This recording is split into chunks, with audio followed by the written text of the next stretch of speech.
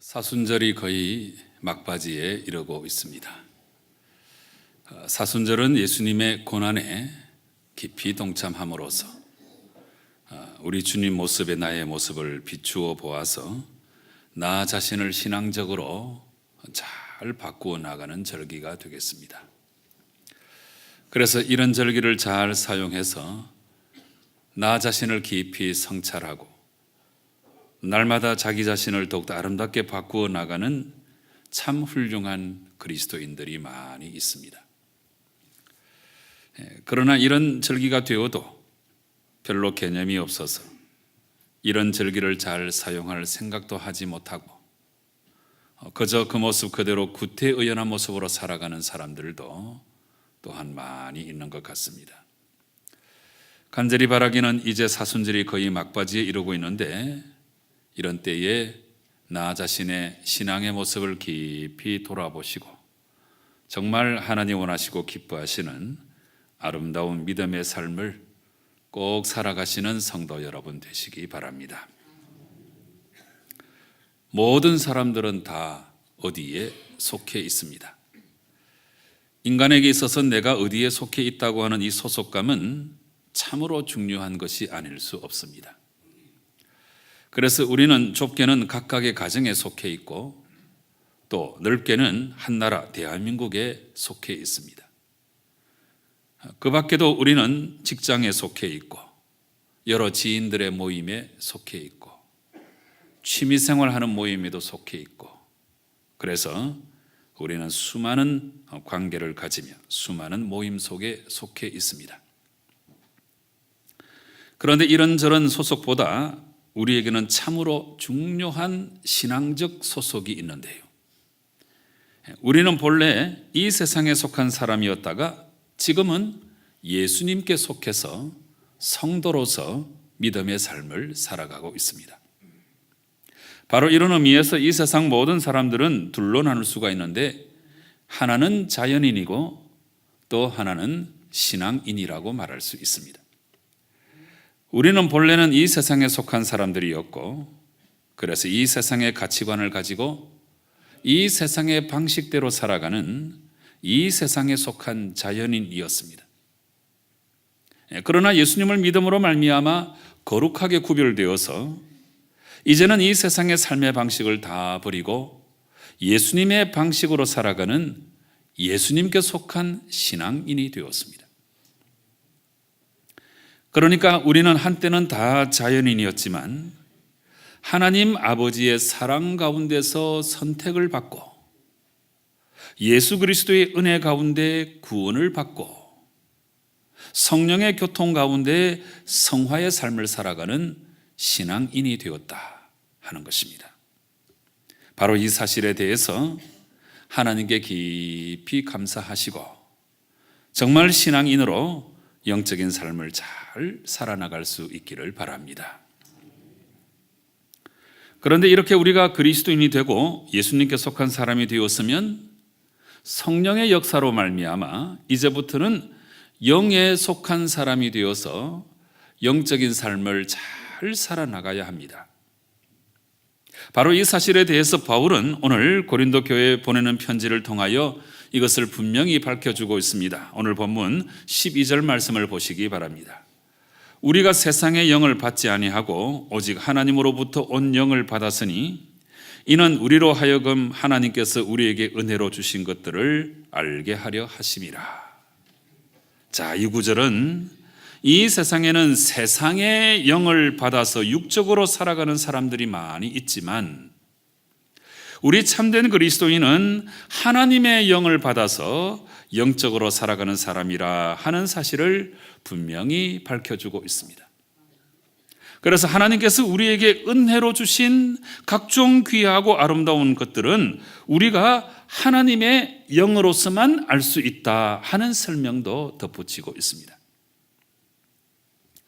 여러분, 이제 우리는 이 12절 말씀을 읽으면서 여기에 등장하는 아주 중요한 표현들에 주목해야 합니다. 먼저는 세상의 영이라고 하는 표현이 나오는데요. 그래서 세상의 영을 받고서는 그것을 따라 살아가는 사람들이 있고 또 한편 하나님으로부터 온 영, 그러니까 성령을 받아서 성령의 뜻대로 살아가는 사람들도 있다는 사실입니다. 여러분 앞에서 저는 이 세상 모든 사람들은 자연인과 신앙인으로 나눌 수 있다 이 말씀을 드렸는데, 그런데 이 신앙인은 또 육에 속한 그리스도인과 영에 속한 그리스도인으로 나눌 수가 있다는 사실입니다.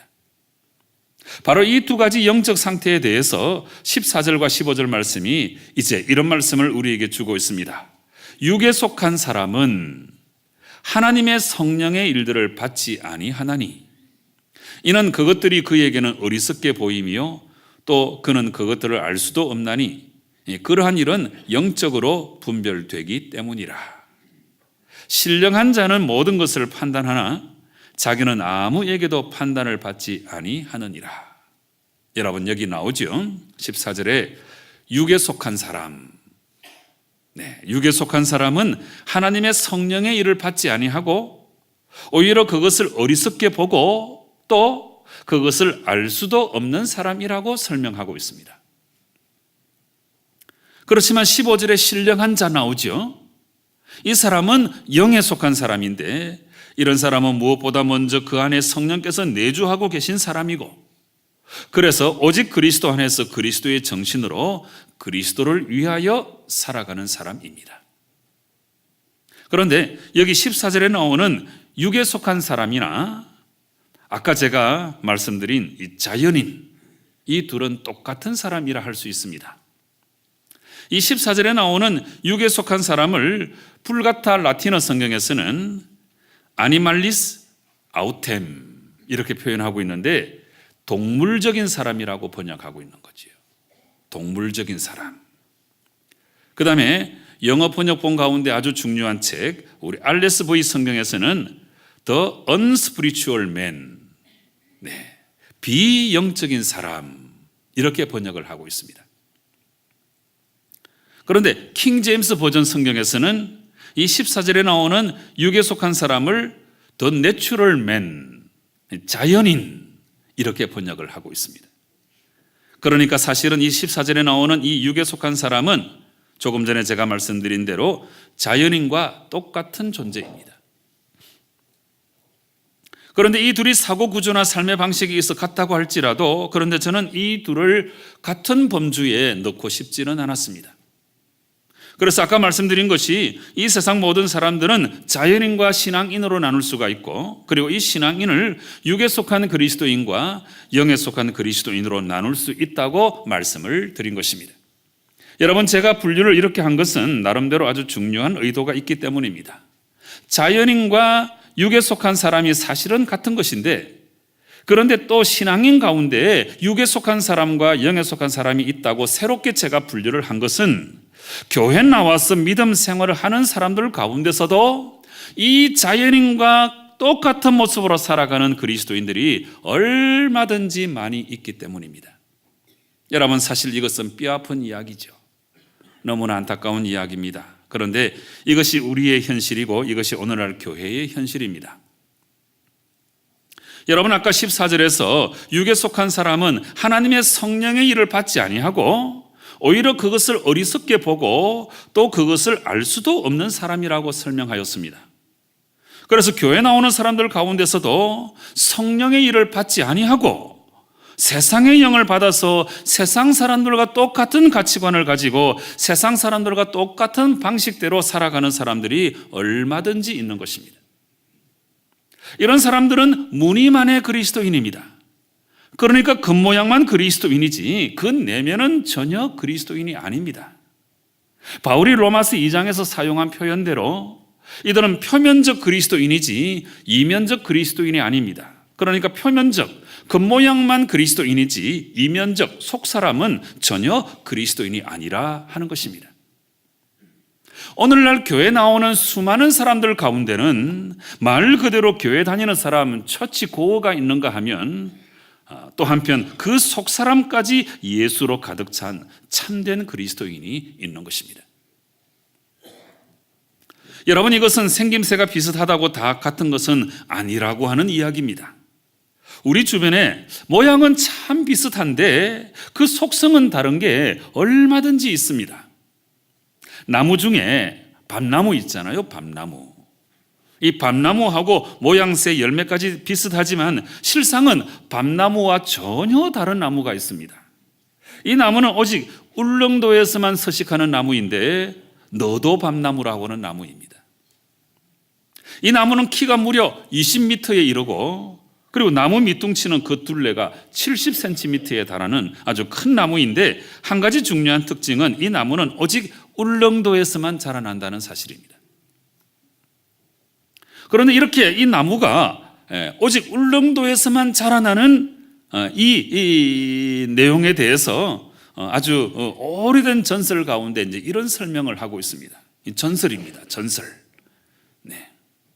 옛날 울릉도에 처음으로 사람이 살기 시작하였을 때에 산신령이 나타났대요. 그래서 이곳에 밤나무 100그루를 심으라 그래서 열심히 밤나무를 심었다고 합니다. 그 뒤에 산신령이 다시 내려와서 만약 이 밤나무 100그루를 심지 않았으면 벌을 내리겠다 이렇게 말을 했는데 그 수를 세어보았더니 그동안 한 그루가 죽고 99그루만 남아 있었던 거예요. 이걸 보고 산신령이 노해서 벌을 주려고 했는데 이때 밤나무 옆에 있던 어떤 나무가 나도 밤나무 이렇게 외쳤어요. 그래서 산신령이 너도 밤나무니?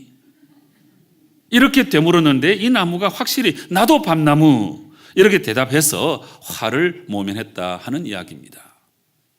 저는 너도 밤나무 그러길래 이게 무슨 학명이나 고상한 뜻이 있는 줄 알았는데 너도 밤나무니 이 말에서 비롯됐대요. 그 뒤에 사람들이 밤나무를 정성껏 키웠지만 이상하게도 밤나무는 다 죽고 너도 밤나무만 살아남아가지고 지금 울릉도에는 밤나무는 없고 너도 밤나무만 잘 자라고 있다는 사실입니다. 그래서 울릉도 서면 태화동에 가면 너도 밤나무 군락이 있는데 이게 천년기념물 제50호로 지정되어 있다고 합니다. 너도 밤나무는 다 자라면 높이가 20m가 넘고 가을이면 단풍이 참 아름답습니다. 그리고 열매를 맺는데 꼭 알밤처럼 생겼대요. 그래서 잘 모르는 사람들은 밤인 줄 알고 이걸 한 배낭 가득 담아와가지고 이제 솥에다 삶지요. 그렇지만 이 너도 밤나무 열매는 알밤처럼 쉽게 삶아서 먹을 수 있는 그런 열매가 아닙니다. 뭐 모르고 한입 베어문 사람들은 곧 인상을 쓰면서 다 내뱉어냅니다. 그리고 그제서야 자세히 보면 이게 밤알처럼 생겼지만 밤이 아니라는 것을 알게 되죠.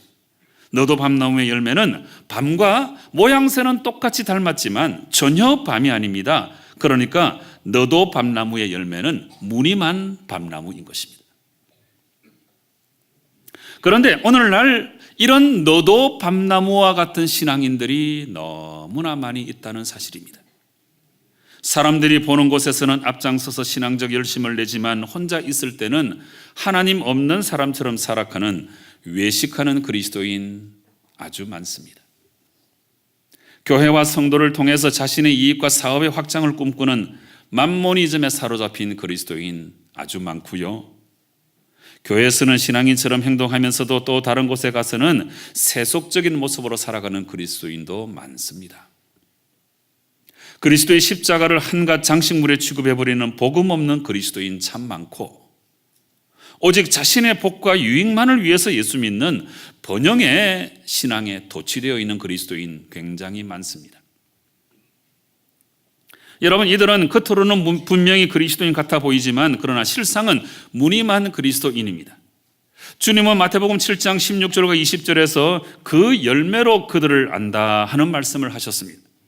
가시나무에서 포도를 딸 수 없고 엉겅퀴에서 무화과를 딸 수 없다는 것입니다.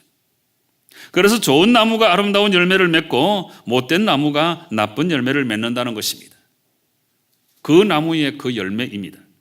이 말씀을 하시고 예수님은 아름다운 열매를 맺지 아니하는 나무마다 찍혀 불에 던져지게 될 것이다 말씀하셨고 또 이어서 말씀하시기를 나더러 주여 주여 하는 자마다 다 천국에 들어갈 것이 아니고 오직 하늘에 계신 내 아버지의 뜻대로 행하는 자가 천국에 들어간다고 분명히 말씀하셨습니다. 여러분, 알밤이 맺히면 밤나무이고 너도 밤이 맺히면 너도 밤나무입니다. 그러니까 그 나무의 그 열매입니다.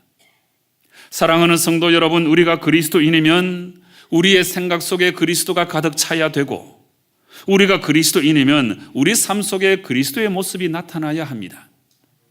하나님의 사람이면 하나님의 영을 받아서 영에 속한 사람으로 살아가야 되는데, 그런데 우리는 그리스도인이라 하면서도 세상의 영을 받아서 세속적으로 살아가고 있는 것은 아닌지, 이런 육에 속한 사람이 아닌지 깊이 돌아보셔야 합니다. 여러분, 이제 사순절 막바지에 이르고 있는데 특별히 이 너도 밤나무 이야기를 통해서 한번 깊이 생각해 보시면 좋겠습니다. 너도 밤나무니 그랬잖아요. 우리를 위하여 고난의 길을 걸어가고 계시는 우리 주님께서 이 시간 우리에게도 물으십니다. 너도 그리스도인이니? 너도 성도니? 너도 하나님의 사람이니?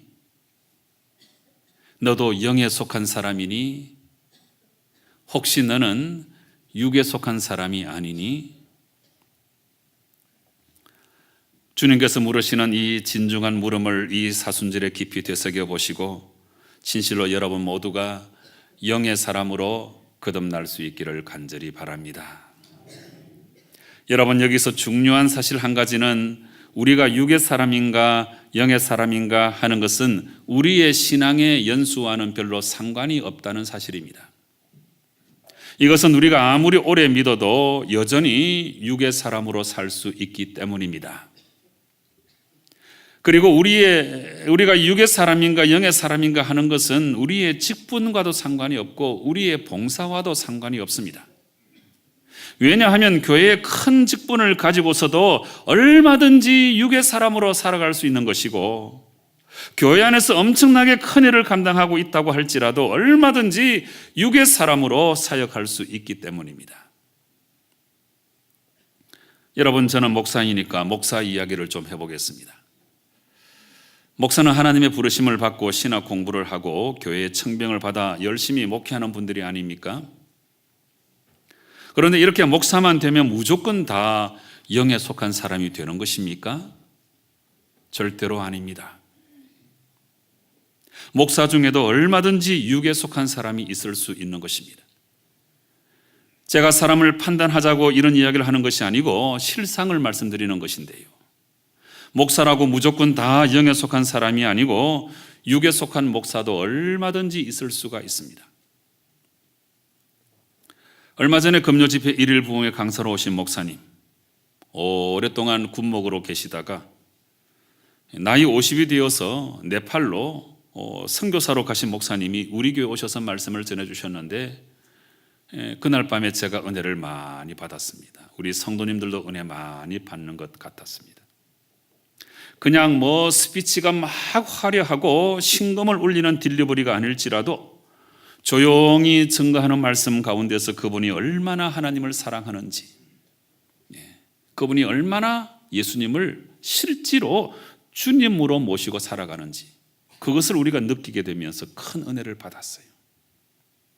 이런 목사님은 영에 속한 목사님이죠. 그런데 육에 속한 목사님도 참 많습니다. 하나님의 영광을 위하여 사역하는 것이 아니고 자기 자신의 유익을 위하여 사역하는 그런 목사님, 안타깝게도 참 많이 있습니다. 제가 사람을 판단하고자 이런 말씀을 드리는 것이 아닙니다. 목사도 얼마든지 육에 속한 사람이 될 수 있다는 것을 말씀드리는 것입니다. 아주 이기적이고 세속적인 가치에 지배를 받고 어느 모임에서나 자기가 왕이 되어야 하고 총회의 여러 자리에 연연해하고 세상 쾌락에 빠져 있고 육신의 일을 도모하는 육에 속한 목사 아주 많습니다. 세상에서도 하지 않는 일, 목회 세습을 하고 이것이 마음대로 안 되니까 큰 영향력을 행사해서 사람들을 자기 편으로 끌어들여서 끝까지 이것을 관철하려고 하는 이런 안타까운 현실을 우리가 바라보는데, 아무리 큰 교회라도 아무리 세상에 많이 알려진 목사라도 육에 속한 목사일 수 있습니다. 여러분, 저는 목사이니까 목사 이야기를 했습니다마는 여러분은 또 여러분의 경우를 한번 생각해 보시기 바랍니다. 교회 일을 하거나 직장 일을 하거나 가정생활을 영위하거나 어떤 관계를 가지거나 어떤 모임에 속해 있거나 여러분, 영에 속한 사람이 있는가 하면 육에 속한 사람, 이런 그리스도인도 얼마든지 있을 수 있습니다. 이것은 조금 전에도 말씀드린 것처럼 육의 사람인가 영의 사람인가 하는 것은 우리의 신앙 연수와도 상관이 없고요, 우리의 직분의 크기와도 상관이 없고, 우리의 봉사와도 전혀 상관이 없습니다. 다시 말하면 아주 오래 믿어도 여전히 육의 사람일 수가 있고, 아무리 큰 직분을 갖고 있어도 여전히 육의 사람일 수가 있고, 아무리 교회 일을 많이 해도 여전히 육의 사람일 수가 있는 것 같습니다. 이제는 눈에 좀 보이는 것 같습니다. 그렇지만 사람을 판단하실 분은 오직 하나님밖에 없는 것이고, 구원에 관한 한 누가 구원받았는지는 철저하게 하나님의 소관입니다. 그렇지만 제가 성경을 읽고 하나님의 뜻을 묵상하는 가운데 이러면 육의 사람이지, 이러면 영의 사람이지, 이런 기준이 좀 생겨나는 것 같아요. 여러분, 그 기준을 제가 한 5가지 정도로 말씀드릴 테니까 여러분이 육에 속한 사람인지 여러분이 영에 속한 사람인지 한번 잘 생각해 보시고, 정말 오늘 이 방 안에서 예배드리는 우리 모두는 다 영의 사람으로 변화될 수 있기를 간절히 소망합니다. 첫째는 영적 갈망이에요. 영적 갈망의 기준. 그러니까 주님을 갈망하는 모습이 내 안에 있으면 이 사람은 영에 속한 사람이고, 주님을 갈망하는 그 마음이 내 안에 없으면 이 사람은 육에 속한 사람이라 할 수 있습니다. 신앙은 갈망이에요. 갈망. 신앙하면 신앙할수록 더욱더 하나님을 갈망하는 것이 참된 신앙의 모습입니다. 여기서 하나님을 갈망한다고 하는 것은 마치 사슴이 시냇물을 찾듯이 하나님을 간절히 사모하는 것을 말하고 있습니다. 그래서 예배를 사모하고 말씀을 사모하고 기도하기를 즐겨하고, 이 모든 모습들이 바로 갈망하는 모습이죠. 그래서 이렇게 하나님을 갈망하는 모습이 내 안에 있으면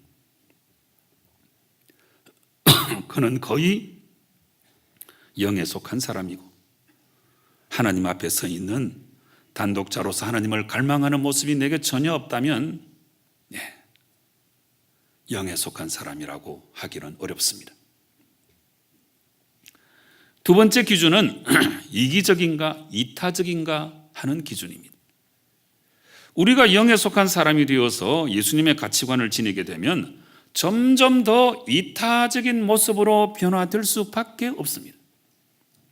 그런데 예수님을 믿어도, 아주 오래 믿어도, 아주 큰 직분을 가지고 있어도 여전히 이기적이면 이런 사람은 사실은 예수님과 별로 상관이 없는 육에 속한 사람이라고 할 수 있습니다. 무슨 일을 해도 자기중심적이고 전혀 양보할 줄도 모르고 자기 주도성이 너무 강하고 모든 것이 다 자기 뜻대로만 되기를 바란다면 그는 육에 속한 사람이라고 할 수 있습니다. 우리 예수님이 얼마나 이타적인 분이신지 하늘 영광 버리시고 우리 가운데 오셨잖아요. 우리를 구원하기 위해서 자기 생명까지 내어주신 이타적인 분이시잖아요. 완전히 이타적인 분. 그래서 이 예수님을 믿는 사람은 이타적인 모습으로 변화될 수밖에 없는 것입니다. 그럼에도 불구하고 여전히 자기중심적인 사람은, 이기적인 사람은 어쩌면 육에 속한 사람이다, 예수님의 일을 받지 아니하는 사람이라고 할 수 있는 거죠. 세 번째 기준은 쾌락의 문제입니다. 우리가 인생을 살아가자면 우리 삶을 움직이는 어떤 즐거움이 있어야 되지 않겠습니까? 그런데 영에 속한 사람은 예수 믿는 즐거움으로 살아가고, 육에 속한 사람은 세상의 저급한 쾌락으로 살아가는 것입니다.